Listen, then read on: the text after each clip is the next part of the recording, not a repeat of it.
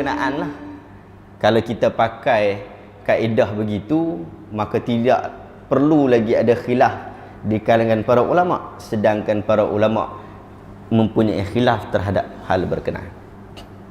Sebahagian daripada mereka tidak suka untuk melakukan apa-apa majlis, sekalipun majlis ilmu. Majlis ilmu, bukan majlis menyanyi ke apa, tak. Majlis ilmu pada 12 Rabiul Awal. Sebab isunya, selain ia bukan amalan salafus salih, ia juga adalah pada hari kewafatan Rasulullah. Jadi sentimental value kat situ. Kita buat hari keraian, suka-suka, syok-syok pada hari Rasulullah meninggal dunia. Ini bukan adab dengan orang yang mati, kan? Hari mati dia kita buat syok-syok, tak boleh, tak beradab. Jadi demikian keadaan. Dan kita hari ini alhamdulillah meneruskan pengajian daripada kitab Asy-Syama'il Al-Muhammadiyah, kepribadian Nabi SAW yang cuba diterangkan oleh Al-Imam At-Tirmizi ataupun At-Tirmizi secara penuh, secara lengkap. Jadi kita dah masuk pada yang lepas sehingga bab yang ke-6, iaitu sehingga kepada uban Rasulullah. Hari ni kita nak cerita berkaitan tentang celak mata Rasulullah, sebab kita bawa buku muka surat 57. Celak mata Rasul sallallahu alaihi wasallam. Celak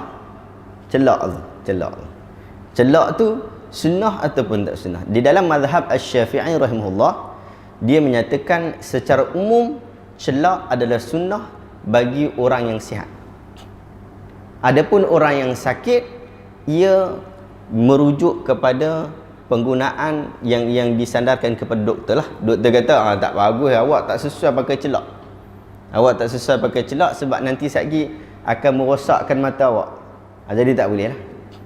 Tapi untuk orang yang sihat secara umum, maka sunnah bagi mereka untuk memakai celak. Inilah pendapat yang terpilih di dalam mazhab Asy-Syafi'i rahimahullah. Pun begitu, bukan celak mata macam kita pergi tengok budak-budak masuk black metal tau. Oh, dia celak mata, kira paling kuat sunnah. Tak, bukan begitu. Celak tu dia bukan banyak sangat pun. Dia bagi mencantikkan mata. Dia bagi terang. Kita tengok dia nampak terang bulu mata ada tu. Nampak terang bulu mata ada tu. Itu yang dimaksudkan dengan bercelak. Dan Nabi SAW melakukannya pun begitu. Amalan yang terlihat daripada sudut kebanyakan hadis-hadis Nabi, ia dipakai ketika sebelum tidur. Jadi sebahagian ulama kata sebelum tidur pakai, sebelum tidur pakai, dan waktu tugas harian pun pakai, waktu sehari-hari pun pakai juga. Tapi sebahagian yang lain menyatakan bahawa hadis-hadis hanya menunjukkan bahawa Nabi pakai sebelum tidur. Jadi kita pakai sebelum tidur.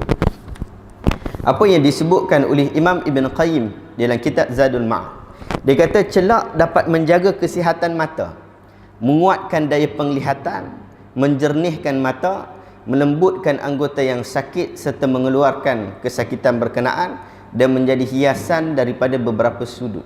Apabila dipakai sebelum tidur, kelebihannya bertambah kerana dengan memakainya akan merehatkan mata daripada pergerakan yang merosakkannya. Itulah tabiatnya. Jadi daripada sudut manfaat luaran yang boleh difikirkan dengan akal waras, ia bukanlah kelebihan yang kita kata kalau pakai ni mesti dapat begitu. Seperti kita kata kalau pakai celak ni boleh masuk syurga, contoh begitulah. Dia bukan kelebihan seperti itu, tapi kita kata kelebihan-kelebihan zahir. Kelebihan-kelebihan zahir daripada sudut mata, ia dapat memudahkan urusan mata kita. Ada orang tak boleh, macam saya tak pakai mata, dia tak bagi pakai sangat sebab kita ada masalah mata, kan? Dia lain sikitlah. Ada orang tak ada masalah apa, tu disebut al-asihah. Al-asihah boleh, tak ada masalah. Bahkan sunnah bagi al-asihah. Dalam bab ini menjelaskan Nabi sendiri memakai celak sebelum tidur. Perbuatan itu menunjukkan kelebihan yang besar terdapat dalam celak. Jadi perbuatan celak adalah perbuatan pilihan. Kita boleh bercelak ataupun tidak boleh bercelak.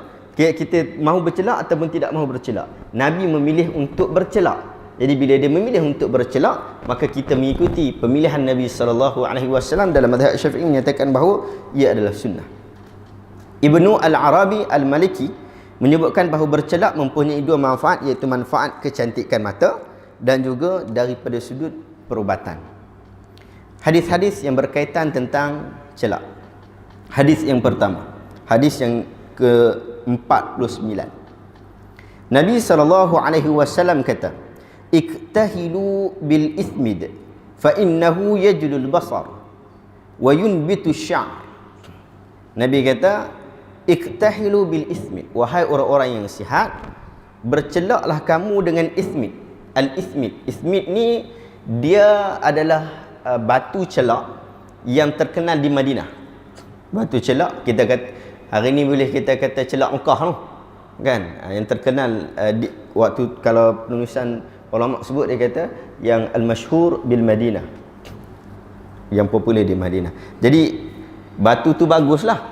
Nabi kata pakai yang tu. Fa innahu yajlul basar, ia dapat menjelaskan, mencerahkan pandangan dan juga menumbuhkan bulu mata. Menumbuhkan bulu mata dengan baik. Maksudnya mencantikkan bulu mata. Ibn Abbas berkeyakinan bahawa Nabi Muhammad mempunyai peralatan bercelak yang digunakan pada setiap malam. 3 kali di bahagian sini dan 3 kali di bahagian sana. Maksudnya 3 kali sebelah kanan, 3 kali sebelah kiri. Para ulama berbincang berkaitan tentang 3 kali ni macam mana. Al-Qastalani dia kata, yang dimaksudkan dengan 3 kali itu adalah seperti kita mengambil wudu pada bahagian tangan, kan? Pada bahagian tangan. So yang dimaksudkan dengan 3 kali ialah 3 kali, sekali, 2 kali, 3 kali baru tukar tangan. Masuk kanan dulu, kanan 3 kali, lepas habis 3 kali baru masuk belah kiri 3 kali, 1, 2, 3. Ataupun boleh juga difahami dengan seperti mana madmadah wal istinsyaq, iaitu berkumur dan juga memasukkan air ke dalam hidung kemudian mengeluarkannya, al-istinsyaq. Jadi perbuatan ini ada 2 ataupun 3 perbuatan. 1, masukkan air ke dalam mulut kemudian keluarkan, dan ia dilakukan sebanyak 3 kali.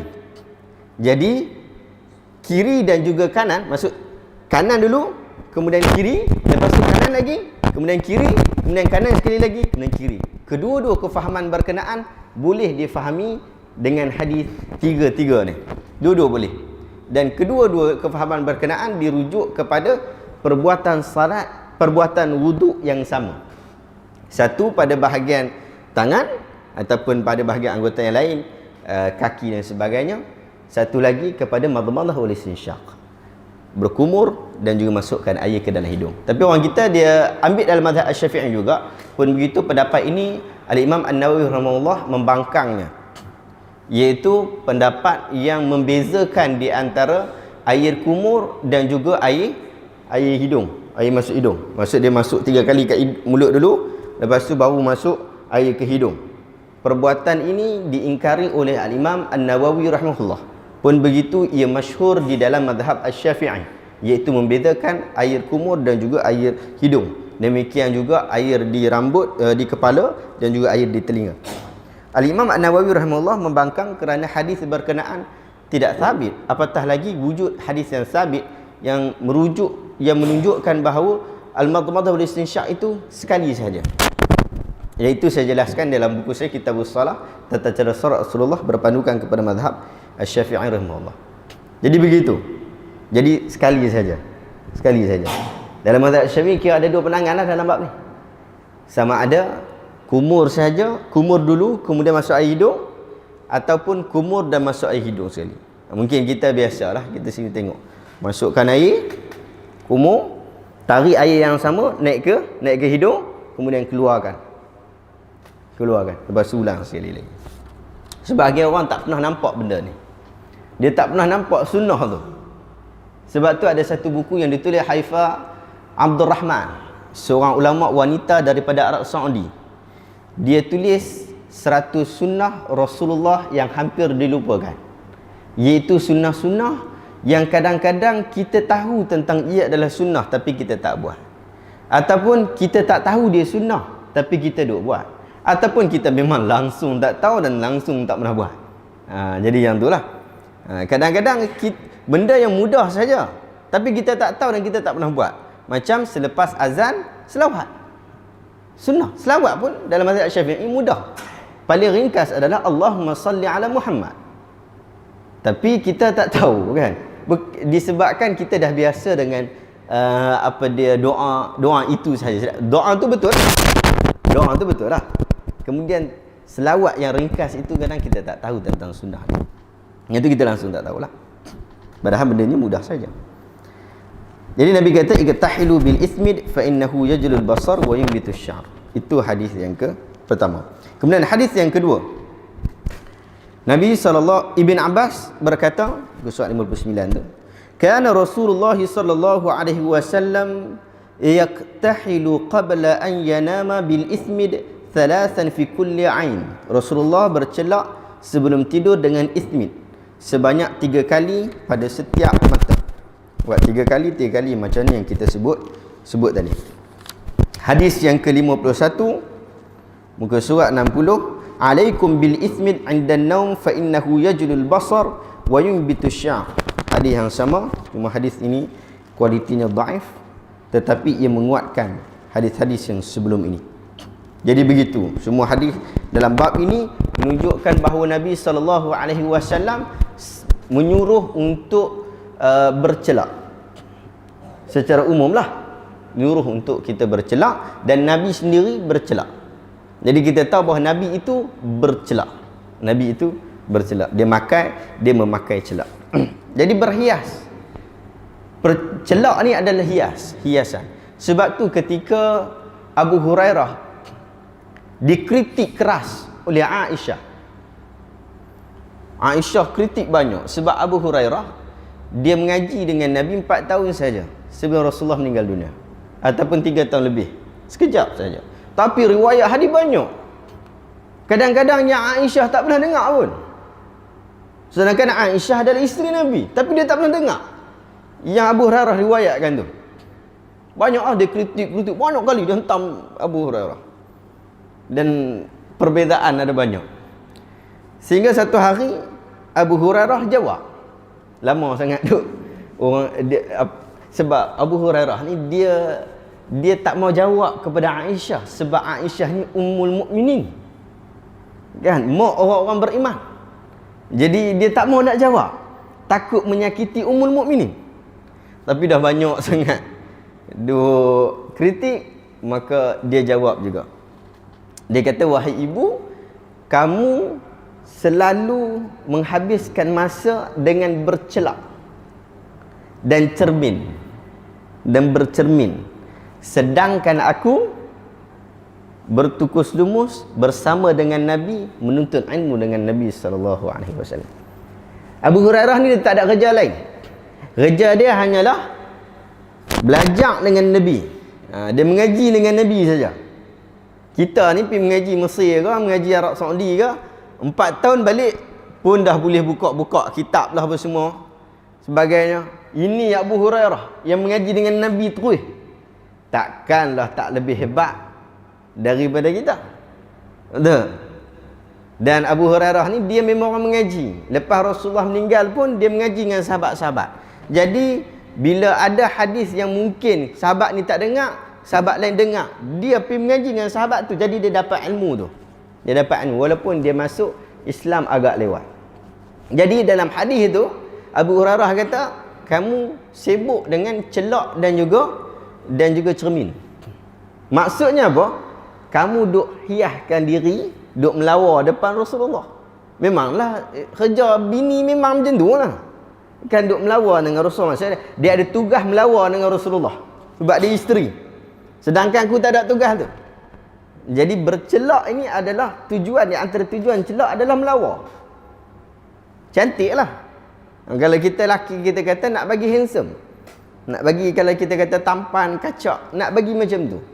Jadi tak salah lah untuk kita nak buat batu benda supaya nampak kemah. Ada seorang sahabat Nabi, Dihyah ibn Khalifah Al-Kalbi. Bila Jibril turun, Jibril akan merupa dengan wajah Dihyah ibn Khalifah Al-Kalbi. Sahabat Nabi yang lawa, handsome. Dia handsome. Jadi bila Nabi nak utuskan surat-surat dia, dia akan hantar, dan antara utusan yang dia akan hantar adalah Dihyah ibn Khalifah Al-Kalbi, supaya orang boleh mudah terima. Jadi macam tu. Dicelak mata Rasul sallallahu alaihi wasallam. Kemudian kita masuk hari ini bab yang ke-8, pakaian Rasulullah. Pakaian Rasulullah. Muka surat 63 kita kata, tidak semua pakaian yang menutupi badan itu dibenarkan. Bahkan banyak juga pakaian yang menutupi badan tetapi tidak menutupi aurat. Dalam bab pakaian keagamaan, maksudnya pakaian yang patuh syariah, dia mestilah menutup aurat. Dia bukan menutup badan saja. Kan? Kita laki, kita kata duduk sebut perempuan. Orang laki pun sama juga. Pakai baju, pakai seluar jin ketat sangat. Seluar jin tak ada masalah. Saya pun sudah pakai. Tapi cumanya pakai ketat sangat. Tapi seluar jin dia tak nampak ketat sangat. Dia ada legging apa semua tu kan. Dia ketat sungguh. Nampak habis. Dulu saya ingat di apa dia PLKN Tasik Meranti dulu, depa bagi seluar seluar sukan tu. Seluar tu ya Allah, kita malu nak pergi keluar. Sebab kalau dekat PLKN ada lelaki perempuan.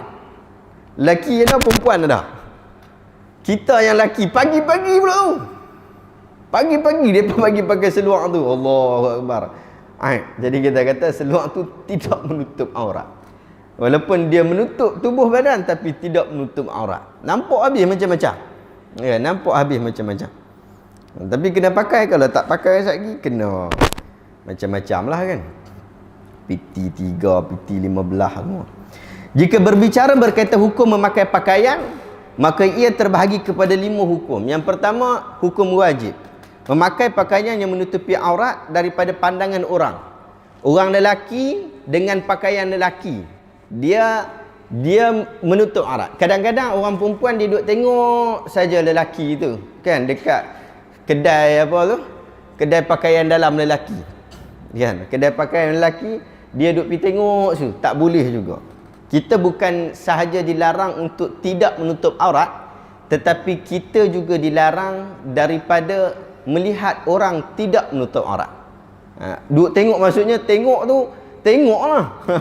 Tengok syok kan, tengok weh, kalau orang perempuan tu badan dia 6 pack, yang ni 1 pack kan. Macam tu. Kita laki lagilah banyak tak boleh. Sunat pakai pakaian yang digunakan untuk menghadiri solat hari raya, pakaian untuk menghadiri solat hari Jumaat. So itu bila kita pakai, maka dia boleh jadi sunat dekat situ. Haram apabila lelaki dilarang memakai pakaian sutra. Wanita dilarang memakai pakaian yang menyerupai lelaki. Begitu juga sebaliknya. Maksudnya baju tu memang orang lelaki saja pakai. Orang perempuan tak pakai baju macam tu. Ataupun baju tu orang perempuan saja pakai, orang lelaki tak pakai. Jadi dilarang. Tapi kalau baju tu universal, lelaki perempuan boleh pakai, tu tak ada masalah. Tak ada masalah. Yang kelima, makruh memakai pakaian yang menunjukkan kekayaan. Nampak mewah sangat. Nak pergi masjid tapi pakai baju tu beli baru. Setiap kali pergi masjid beli baru saja. Orang pun tahu dia ni memang kaya sungguh. Ya kan? Menunjukkan kekayaan dengan sifat sombong, ia tidak dibenarkan. Memang nak tunjuk tu sungguh-sungguh, nak kata hampa ni teruk, aku ni saja elok. Kan? Seperti mana Qarun. Qarun ni dia tunjuk kaya dia. Tunjuk kaya dia sampai tahap dia kata kekayaan ni disebabkan kepandaian aku lah. Kepandaian aku. Dalam ayat Quran tadi tak disebutkan bahawa Qarun kata itu disebabkan kepandaian aku, bukan daripada kehendak Allah, tak. Tapi dia kata disebabkan kepandaian aku. Kita kata ni aku pandai bisnes ke, aku pandai ni, yang tu. Itu kata-kata yang diwarisi oleh Qarun. Tapi ada tempat yang kita boleh sombong. Macam Abu Dujana di dalam perang Uhud. Dalam perang Uhud, Abu Dujanah, Nabi SAW panggil sahabat-sahabat, siapa yang berani pegang pedang ni dan menjalankan haknya? Abu Bakar bangun, Umar bangun, Hamzah bangun, Abu Dujanah bangun. Tapi sebelum, orang yang ke depan sekali adalah Abu Dujanah, dan dia tanya kepada Nabi, apakah hak ni? Haknya adalah kamu akan berperang bersungguh-sungguh. Aku ambil. Dia ambil, dia pakai serban merah dia, kita tahu lah. Kalau dia pakai serban merah dia, maksudnya this is my word. Memang dia memang berani, memang nak mati punya. Dia pakai serban merah dia dan dia berjalan secara megah, sombong. Nabi kata, ni cara jalan ni tak boleh ni. Tapi kecuali tempat ni waktu perang. Perang tak apa. Jadi kesombongan pada waktu perang tak apa, supaya orang nampak rendah. Takkan perang kita tahu waktu tak apa, tunduk kepala kan. Bila perang tak apa awak kita tunduk kepala. Mana boleh macam tu. Harus apa sahaja pakaian yang tidak termasuk daripada 4 pembahagian di atas. Asalnya pakaian ni pakai apa pun tak apa bagus. Harus. Asalnya harus saja. Kita masuk cerita Nabi. Apa pakaian yang dipakai oleh Nabi? Hadis yang ke-54. Ummu Salamah, isteri Nabi, dia kata, kana ahabba athiyabu ila Rasulillah sallallahu alaihi wasallam al-qamis. Baju yang Nabi paling suka adalah qamis.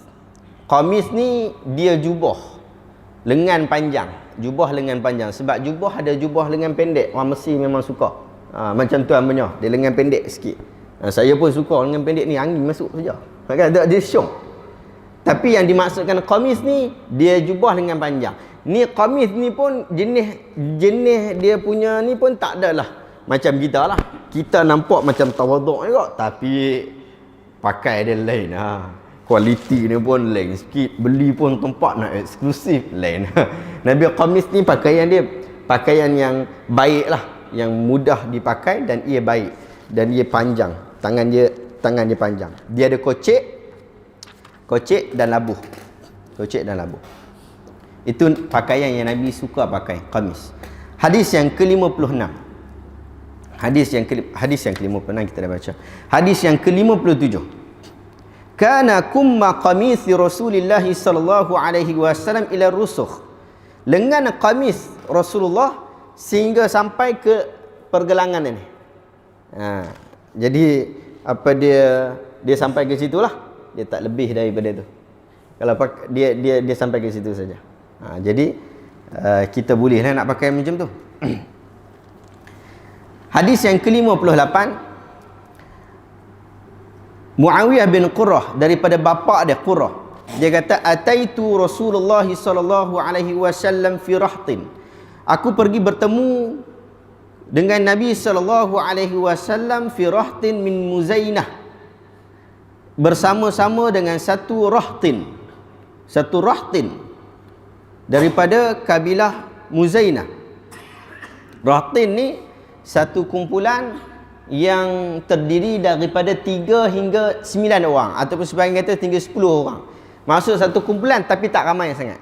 Tiga tu satu kumpulan lah. Kalau kurang daripada 3 baru musanna, baru 2 orang. Jamak dalam bahasa Arab 3 ataupun lebih.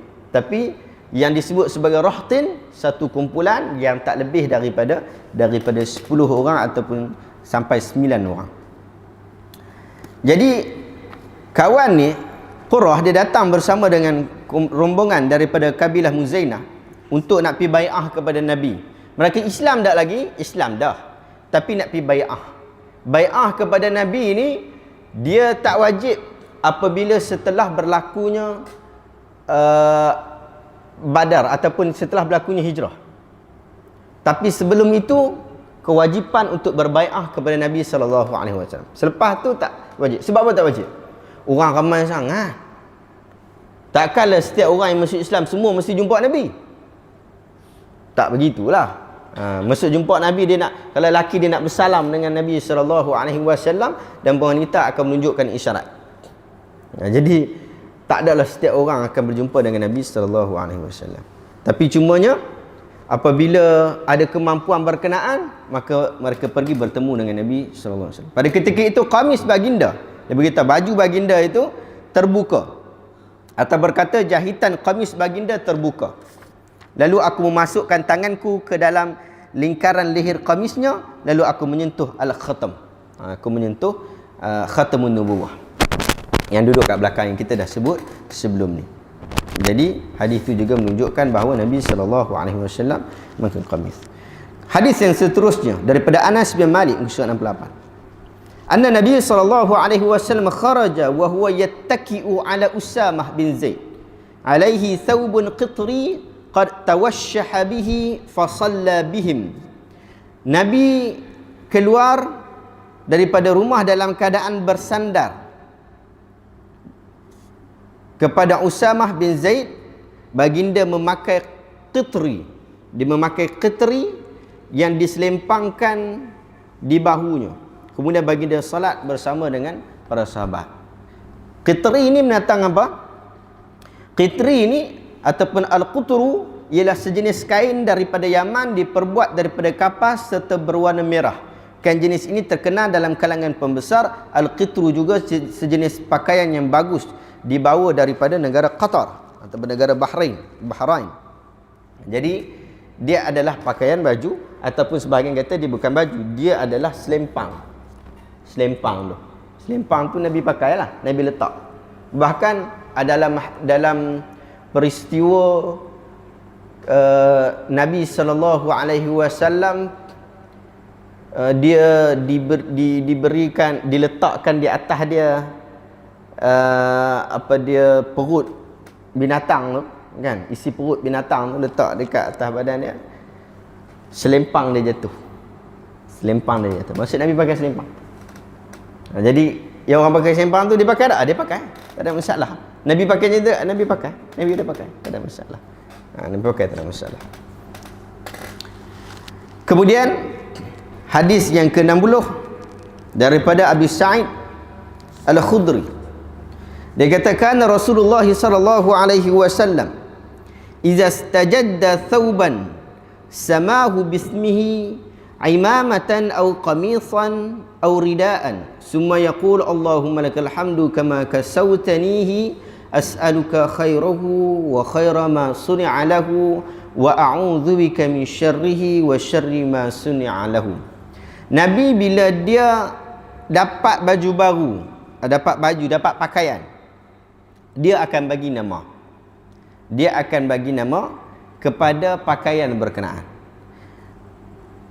Jadi sama ada pakaian itu adalah imamah dia punya serban, ataupun qamis dia, baju dia, ataupun ridak, selempang dia bagi nama. Dalam bab bagi nama ni, para ulama juga berbeza pendapat. Apakah yang dimaksudkan dengan memberi nama? Sebahagian kata yang dimaksudkan dengan memberi nama, maksudnya adalah memang nama dia yang asal. Qamis lah kan. Kalau qamis lah. Nabi kata, bawakan kepada aku qamis aku. Dia macam tu. Nabi tidaklah bagi nama dengan nama yang luar daripada tu. Macam bagi nama orang, bukan begitu. Itu satu pandangan. Satu lagi pandangan, dia kata memang bagi nama tu, memang nama tu sungguh lah. Memang nama macam pedang Furqan, ada satu lagi nama dia, Zulghifar apa kan. Jadi ada Zulfiqar. Ada nama pedang Nabi Zulfiqar. Jadi nama-nama ni diberikan kepada pakaian ataupun peralatan yang Nabi pegang. Itu pendapat yang lain. Pendapat yang ketiga kata Nabi bagi nama dia dekat pakaian tu. Maksudnya Nabi tulis ataupun Nabi suruh orang tulis nama dia dekat pakaian tu. Kan? Macam budak-budak kita pergi asrama, nak bagi barang dia tak hilang, semua pergi bubuh nama. Selipar jamban dia bubuh nama, bandi bubuh nama, baju bubuh nama, pakaian dalam pun bubuh nama. Dia macam tu. Jadi ada tak pendapat ulama yang kata benda berkenaan? Ya, ada. Dia kata yang dimaksudkan Nabi bagi nama tu macam tu. Dan Nabi ni bila dapat baju baru, dia akan doa. Allahumma lakal hamd kama kasautanihi, ya Allah, sesungguhnya bagi kamulah segala puji-pujian yang mana sebagaimana engkau telah memberikan aku ada pakaian. As'aluka khairahu, aku minta kepada engkau ya Allah khairahu, kebaikan daripada pakaian ini. Wa khaira ma suni'a lahu, dan aku memohon semua diberikan kebaikan atas sebab ia diciptakan. Maksud dia bagi pakaian ni, ada pakaian ni untuk nak tutup aurat. Jadi moga-moga aku dapat manfaat kebaikan menutup aurat. Bukan sekadar pakai baju saja, tapi dapat manfaat menutup aurat. Wa a'udzubika min syarrihi wa syarri ma suni'a lahu, dan aku minta engkau lindung aku daripada keburukan pakaian ini ataupun keburukan atas sebab ia diciptakan, kan? Sebab baju itu diciptakan.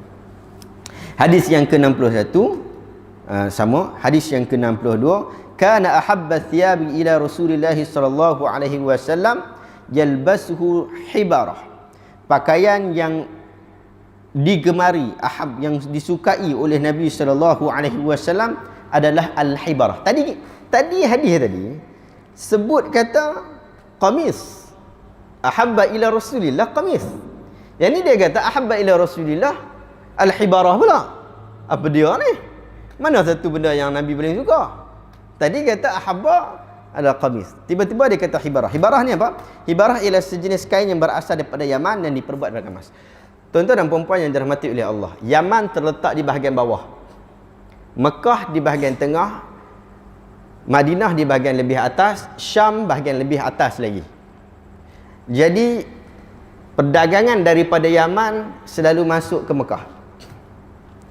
Apatah lagi Yaman adalah negara yang masyhur daripada sudut tanam-tanamannya. Bahkan Arab yang asal adalah Arab Yaman. Arab asal, Arab Baidah adalah daripada Arab Yaman. Arab Yaman. Jadi Yaman ni pada waktu berkenaan terkenal dengan pelbagai perkara. Pertaniannya, pakaiannya, dengan baju-baju. Banyaklah yang dibawa daripada Yaman ke Mekah. Di antaranya dihadiahkan kepada Nabi sallallahu alaihi wasallam. Lalu Nabi pakailah, Nabi pakai. Nabi sebenarnya dia suka lah. Dia suka. Pun begitu bukanlah menunjukkan Nabi nak yang tu saja. Kan? Bukan suka yang tu saja. Macam ada hadis yang menyebutkan bahawa Nabi suka madu. Tapi bukanlah maksud setiap kali nak makan Nabi mesti makan madu. Tak begitu. Tetapi bila madu dihidangkan, ada juga makanan yang hidangkan yang lain. Nabi duk tengok madu terlebih sikit. Kalau kita kata bak makan, dia makan yang terlebih sikit lah. Maksud dia suka lah. Dia suka begitu. Tapi bila ada yang lain pun dia suka juga, tak ada masalah. Bukannya lebih-lebih suka sehingga mendahulukan yang tu lebih daripada yang lain. Dan Nabi pakai pakaian yang orang bagi banyak. Orang bagi kepada Nabi, Nabi pakai. Nabi pakai. Ada pakaian daripada Yaman, ada pakaian daripada Parsi, nanti kita akan sebut. Ada bahkan ada daripada Rom. Muka surat 72. Aku melihat Nabi Muhammad memakai pakaian berwarna kemerah-merahan. Seolah-olah aku melihat ke arah kilauan cahaya memancar daripada kedua-dua betis baginda Nabi. Nabi pakai baju yang warna merah sikit. Kita kadang tawaduk nak pakai baju hitam ya, ataupun tawaduk pakai baju putih ya. Kan? Tapi Nabi tidaklah beriltizam begitu pada semua keadaan. Pada waktu-waktu tertentu ada pakaian-pakaian dia tertentu. Macam hari Jumaat, Nabi kata dahulukan dengan pakaian putih. Nanti kita sebut. Tapi begitulah. Tapi Nabi pakai baju yang lain. Bahkan ada riwayat menunjukkan bahawa Nabi pakai baju warna hijau. Ada riwayat Nabi menunjukkan bahawa Nabi pakai warna hitam. Jadi tak jadi masalah untuk berwarna di dalam pakaian.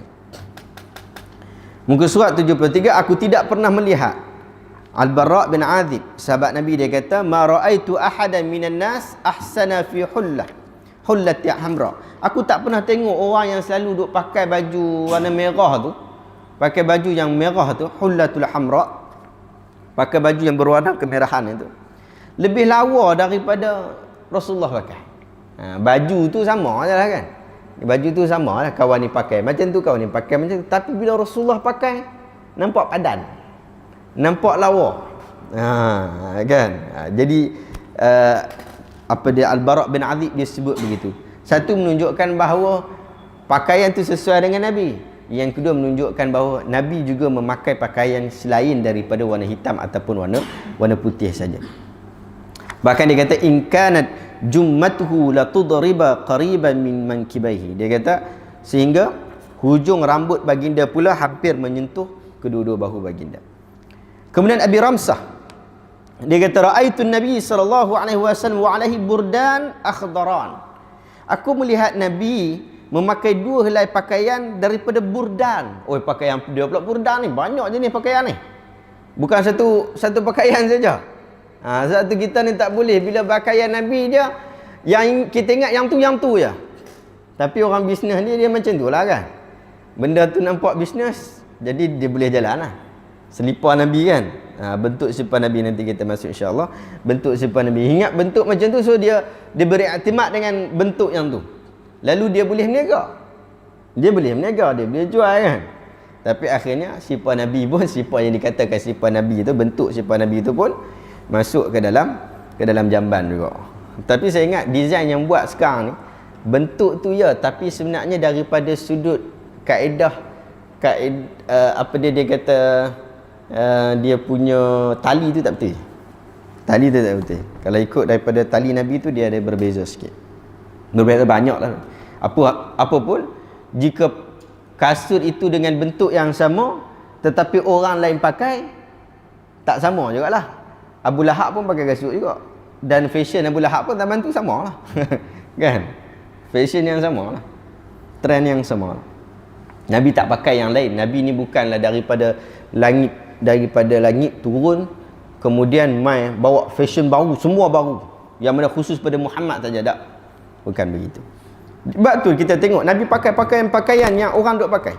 Dia pakai burdan. Al-burdan ialah mustanna kepada mufrad kata asal burdun. Burdun ialah sejenis pakaian yang bercorak. Ada corak. Ada corak pula. Bukan plain, dan ia berwarna hijau. Dia tak berwarna plain. Kan? Dia plain dia. Dia berwarna, dia bercorak. Qailah bin Makhramah berkata, aku melihat Nabi memakai dua helai pakaian yang tidak berjahit. Kedua-duanya dicelup dengan za'faran dan hanya tertinggal sedikit kesannya. Hadis ini ada isu, iaitu kedhaifan hadis ini. Hadis yang ke-67, alaikum bil bayad. Hadis yang ke-67, Nabi kata, pakailah pakaian yang berwarna putih. Pakai pakaian yang berwarna putih.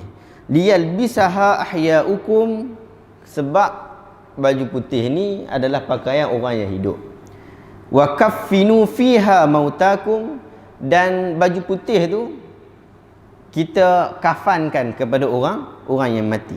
Fa innaha min khairi thiyabikum, dan ia adalah pakaian yang terbaik untuk kamu. Pakaian yang terbaik adalah pakaian putih. Nabi sedang sebut tentang isu apa ni? Nabi kata pakai baju putih, tiba-tiba ada hadis kata Nabi pakai baju warna lain. Apakah maksud daripada hadis ini? Maksudnya hadis ini dia bercampur dengan hadis-hadis yang ada fadilat khusus, seperti memakai baju putih pada hari Jumaat, memakai baju putih ketika berhimpun pada waktu solat hari raya, kan? Solat hari raya macam tu. Tapi ada banyak keadaan yang lain kita pakai baju yang berbeza. Bahkan kadang-kadang kita pakai baju terbalik pun. Bila kita pakai baju terbalik? Tak apalah. Bila kita pakai baju terbalik dan ia menjadi sunnah. Baju kita ni kita terbalikkan baju tu. Bila? Tahu tak tahu? Tak tahu? Tak kena buat kerja rumah. Kan? Gerhana. Kita pakai baju terbalik. Pakai baju terbalik. Bahkan di rumah kita dekat dengan masjid. Rumah tu dekat dengan masjid, kita berjalan tanpa memakai kasut. Tanpa memakai kasut. Yang tu keadaan dia. Nak menunjukkan kita merendah diri dalam hal berkenaan. Pakai baju terbalik pun ada. Memang ada. Memang ada. Muka surat 76 Nabi sebut juga ilbisu al-bayad, pakailah pakai baju yang putih, fa innaha atharu aw atyab, dia adalah yang paling bersih dan juga paling baik, wa kaffinu fiha mautakum, dan kita kafankan si mati dengan pakaian yang berwarna putih. Aisyah isteri Rasulullah dia kata, kharaja Rasulullah sallallahu alaihi wasallam dzata ghadatin wa alaihi mirtun min sya'rin aswad. Ini lain pula.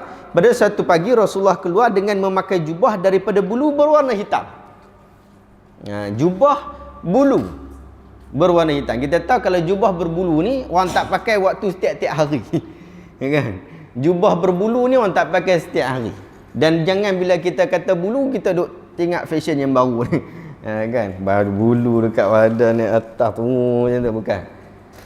Ini adalah jubah yang dipakai pada musim apa? Musim sejuk. Musim sejuk orang pakai jubah ni. Jadi kita pakailah jubah tu.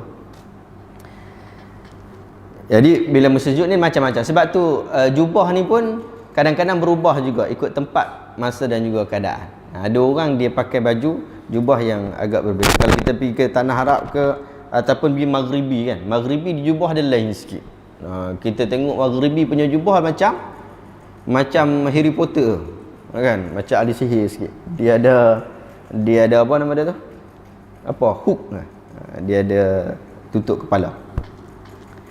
Anna Nabi sallallahu alaihi wasallam buat apa lah? Abang kita buat apa? Anna Nabi sallallahu alaihi wasallam labisa jubbatan rumiyatan dayiqatal kummi. Dia kata Nabi memakai baju jubah daripada Rum. Jubah Rumiyah. Buatan Rum yang mana dayiqatal kummain. Dia sempit dekat bahagian apa dia lengan ni. Dia main kat ketiak ni. Kan? Dia daripada sini sampai ke bawah ni dia sempit, dia ketat sikit. Bahagian sini okey. Dia longgar elok lah. Dan kat sini dia ketat sikit. Yang ni waktu zaman tu lah. Waktu zaman tu itu adalah jubah Rumiyah. Nabi, orang bagi kan Nabi. Bukan Nabi pergi beli, Nabi pergi borong overseas. Bukan. Tapi memang dijual. Bukan, memang Nabi diberi hadiah. Lalu Nabi pakai lah. Jadi tak ada masalah juga. Sebab tu kita kata tadi, asalnya pakaian ini adalah harus. Seperti mana yang dilakukan oleh Nabi sallallahu alaihi wasallam. Nabi pakai semua jenis pakaian yang ada pada waktu berkenaan, lalu kita juga boleh untuk memilih mana-mana pakaian yang kita suka, yang mana sesuai dengan kita, yang mana tidak menyebabkan kita itu dianggap membuka aurat, ataupun satu lagi membuka aib. Kan? Dia pakai baju tu dia tutup aurat, tapi nampak pelik sangat baju tu. Kan? Baju tu tutup aurat tapi nampak pelik sangat. Pun tak boleh juga. Pun tak boleh juga. Macam kita pakai baju tutup pusat dan juga lutut sehingga lutut, bukan pusat dan lutut ya. Pusat sehingga ke lutut dalam mazhab Syafi'i, pusat itu termasuk dan lutut itu juga termasuk. Ada sebagai mazhab dia pusat itu tak termasuk, jadi bawah pusat. Ataupun lutut itu tak termasuk, atas lutut baru dikira. Tapi dalam mazhab Syafi'i lutut itu juga termasuk sekali dalam bahagian aurat. Kita tutup yang tu. Tapi pakaian atas dia macam koyak sikit ke apa kan. Lepas tu atas lagi ada balik. Yang tu juga tidak boleh. Bahkan kita tidak dibenarkan untuk memakai libasus syuhrah. Libasus syuhrah adalah pakaian yang orang tak pakai.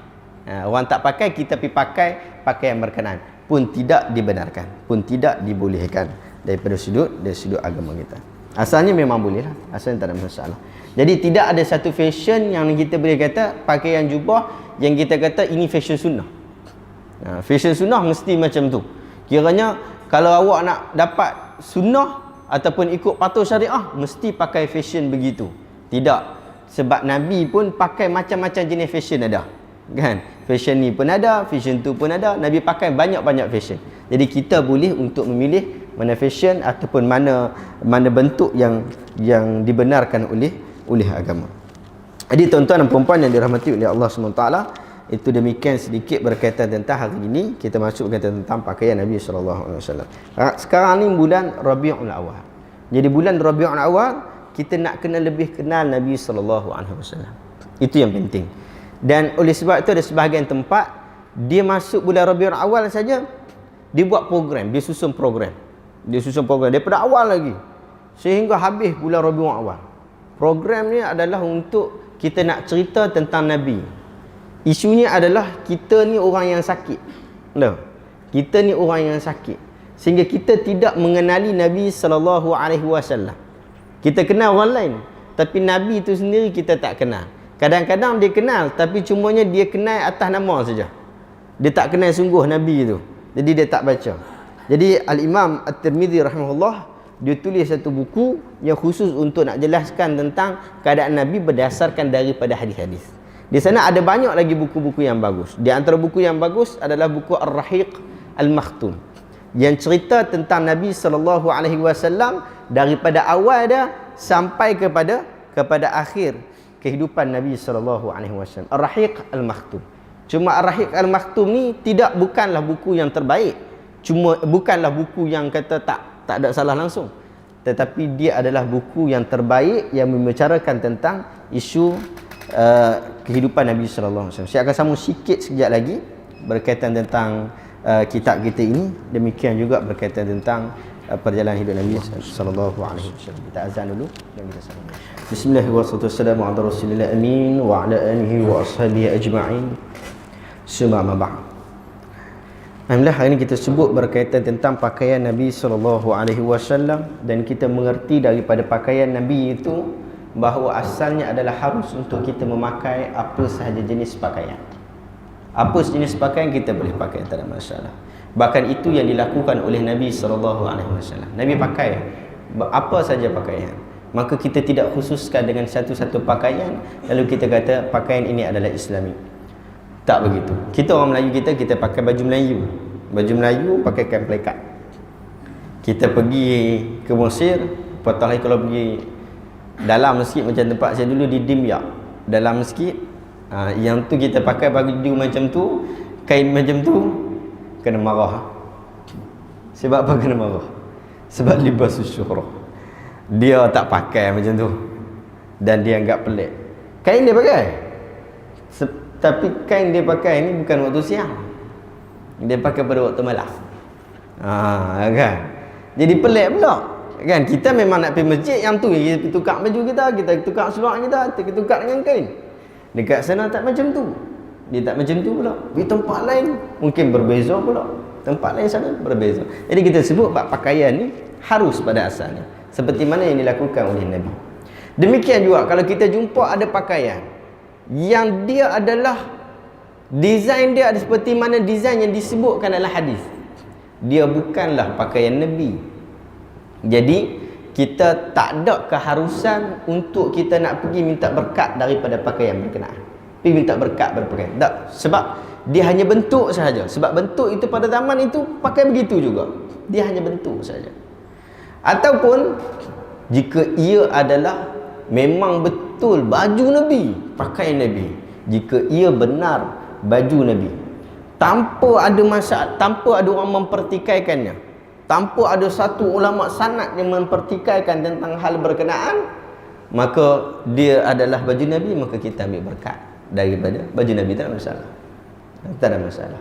Tapi kena confirm lah tu baju Nabi. Sebab apa kita kena beritahu begitu? Sebab ulama-ulama kita dah bagi peringatan, iaitu banyak penyelewengan oleh orang kemudian. Dia orang pergi buat baju, dia buat perisai, buat rambut pun, bahkan macam-macam, lalu dakwa bahawa ini adalah Nabi punya, sedangkan ia bukan Nabi punya. Akhirnya kita tertipu lah. Jadi jangan kita jadi begitu. Pakaian kita pakai dengan pakaian elok, dan kita ajak anak-anak kita, kawan-kawan kita, adik-beradik kita, semua orang kita untuk pakai pakaian yang elok, pakai pakaian yang menutup aurat. Demikian juga ia menepati kaedah-kaedah yang telah kita sebutkan sebentar tadi. Jadi tadi saya sebut berkaitan tentang buku yang bagus menceritakan sirah Nabi. Buku kita Syama'il Muhammadiyah adalah buku yang bagus menceritakan sirah Nabi dalam bentuk hadis. Adapun buku yang tidak di dalam bentuk hadis, di antara yang terbaik adalah Ar-Rahiq Al-Makhtum. Saya ada bawa hari ni, tapi saya tunjuk je lah, bukan bawa menega. Ar-Rahiq Al-Makhtum. Ar-Rahiq Makhtum ni yang kami terbitkan lah. Ar-Rahiq Al-Makhtum. Dia cerita tentang sirah Nabi ni daripada Nabi dilantik sebagai Rasul. Bukan sebelum lantik ni, sebelum Nabi lahir lagi. Dakwah Arab tu macam mana? Sebab kita tahu macam mana dakwah Nabi, dan ada tak perbezaan dakwah Nabi dengan dakwah kita? Nabi dakwah kepada orang yang dah tahu tentang Allah. Betul tak? Nabi dakwah kepada orang yang dah tahu tentang Allah, tetapi mereka syirik kepada Allah. Tapi ada sebahagian kita dakwah kepada orang yang tak tahu tentang agama pun. Agama pun dia tak tahu. Jadi dakwah Nabi dia ke depan sedikit. Tapi dakwah kita nak bagi kenal orang tentang Tuhan tu dulu. Dan semua diajar oleh Nabi SAW lah. Tapi cuma kita dapat nampak begitu. Sebab tu ada perbezaan. Orang bila nak memperkenalkan agama, ada sebahagian memperkenalkan dengan tauhid rububiyah, uluhiyah, rububiyah dan asma' wa sifat. Tauhid 3 serangkai. Ada orang pakai sifat 20. Sifat 20. Tapi bila kita tengok balik, sebenarnya sifat 20 ni nak bagi kenal Tuhan. Nak bagi kenal Tuhan. Dalam keadaan yang tauhid rububiyah, uluhiyah, asma' wa sifat, dalam keadaan mereka telah mengenal Tuhan tetapi mereka syirik kepada Tuhan itu. Dia jadi isu begitu. Kalau kita faham begitu, kita tak jadi masalah. Tapi dalam Ar-Rahiq Makhtum dia cerita macam tu, background. Lepas background dia cerita tentang 40 tahun sebelum dilantik sebagai Rasul. Setelah itu dia cerita berkaitan tentang Nabi dilantik sebagai Rasul sampai umur 63. Waktu kewafatan dia cerita daripada sebulan sebelum Rasulullah wafat, apa yang berlaku. 4 hari, 5 hari sebelum, 2 hari sebelum, 3 hari sebelum hari kewafatan Rasulullah. Dia cerita satu-satu. Dan dia cerita apa perkataan yang Nabi sebutkan yang terakhir, ila rafiqul a'la. Dan apa kata-kata Aisyah. Aisyah kata bila Nabi sebut ila rafiqul a'la, kami tahu bahawa Rasulullah tidak memilih untuk bersama dengan kami. Dia sebut kisah-kisah berkenaan sehinggalah keadaan kewafatan Nabi SAW. Dan yang akhir dia cerita keadaan isteri-isteri Nabi. Sangat bagus. Pun begitu pada mukadimah dia kata, apa yang aku mampu ceritakan di dalam buku ini hanyalah sedikit sahaja daripada banyaknya perjalanan sirah Nabi Muhammad sallallahu alaihi wasallam. Banyak, sikit je. Tapi kita dapat buku bagus. Saya tunjuk satu lah. Bulan ni kita terbit juga pada hak dan milik harta warisan untuk buku Al-Bidayah fi 'Ilm Waris. Ini buku terjemahan tentang harta warisan. Tapi cumanya kadang-kadang orang beli buku ni terus buat fatwa sendiri. Untuk harta warisan sebenarnya lebih kita pi ada masalah bab pusaka semua, pergi Jabatan Agama senang. Dia selesai kat Jabatan Agama. Ada sebahagian jabatan, saya tak tahu Jabatan Agama kita pilih macam mana, tapi cuma kalau di Negeri Selangor kita pergi ke Jabatan Agama, nanti ada bahagian pusaka, dia akan bagi sijil waris. Sehingga tak ada masalah lah lagi untuk pembahagian. Dan kita ada juga buku Ustaz Kadiak. Ustaz Kadiak kita terbitkan juga baru juga bulan ni. Ustaz Kadiak, buku Qasasul Anbiya, kisah para nabi dalam Quran. Bagus buku ni. Ustaz Kadiak susun. Saya dulu ada training juga nak susun macam tu. Tapi tak lepas, tak dan. Tiba-tiba Ustaz Kadiak bagi tajuk ni. Saya kata saya nak terbit cepat. Buku macam ni. Dia cerita kisah Nabi, tapi yang mana disebutkan nama Nabi kat situ lah, yang ada kat dalam Quran.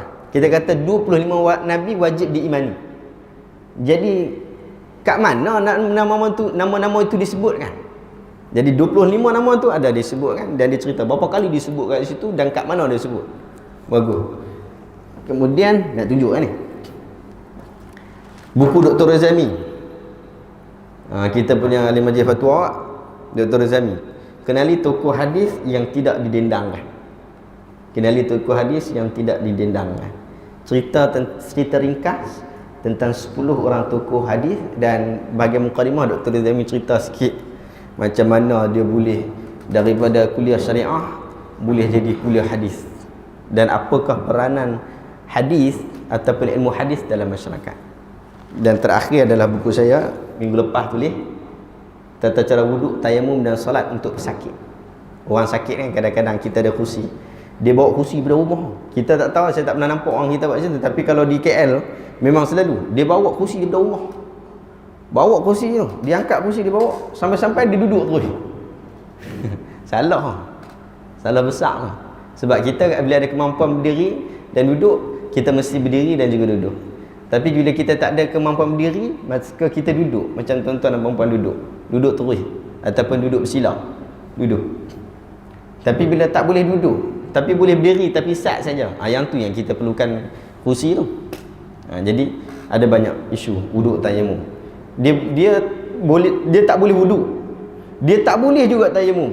Orang melecok contohnya. Jadi macam mana keadaan dia? Solat.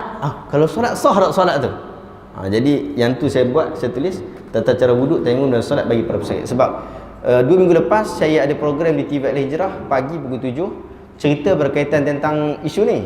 Saya tak ada buku, jadi kita tulis buku dan kita buat modul. Dan sekarang kita ada saya di TV Al-Hijrah setiap Jumaat macam biasa, setiap Jumaat pukul 8.30 pagi macam biasa.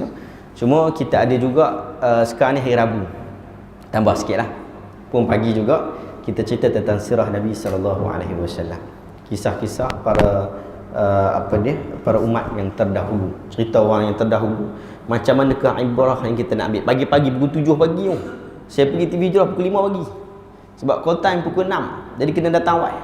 Pukul 5 pagi pergi, pukul 7 baru cakap, 1 jam cakap pagi-pagi. Dia ada cabaran yang besar juga situ. Jadi tapi cumanya kalau tuan-tuan dan puan-puan ada masa untuk hadir, untuk boleh tengok TV Hijrah, boleh tengoklah. Sebagian orang kita tak ada TV kat rumah, bukan tak mampu beli, tak mau tengok, cemuih tengok TV. Kan? Dan orang bersebagian pun kata cemuih tengok TV Hijrah. Tak apalah kalau cuma tengok TV Hijrah, tengok yang slot saya aja. Moga Allah Taala beri keberkatan kepada kita, moga Allah Taala jadikan kita orang soleh. Moga tuan-tuan dan puan-puan yang hadir ini, puan dan tuan-tuan dan puan-puan orang-orang yang soleh, orang-orang yang Allah Taala ampunkan dosa kita, Allah Taala jadikan kita orang soleh, anak-anak kita anak-anak orang yang soleh. Moga-moga ada hajat yang Allah Taala makbulkan dalam perkumpulan kita hari ini, dan moga-moga Allah Taala berikan kebaikan kepada hati kita, kebaikan pada diri kita. Moga-moga Allah Taala matikan kita dalam keadaan iman dan bangkitkan kita dalam keadaan iman. Allah Taala tarik daripada hati kita segala kegusaran, segala perkara yang menyesakkan hidup kita. Allah Taala tarik daripada kita dan memberikan kebahagiaan hidup di dunia dan di hari akhirat. Moga-moga kita mati dalam keadaan beriman, hidup bersama dengan orang beriman, dan akhirnya kita akan bersama-sama dalam syurga yang kita idam-idamkan. Wassallallahu ala sayyidina Muhammad wa ala alihi wa ashabihi ajma'in. Assalamualaikum warahmatullahi wabarakatuh.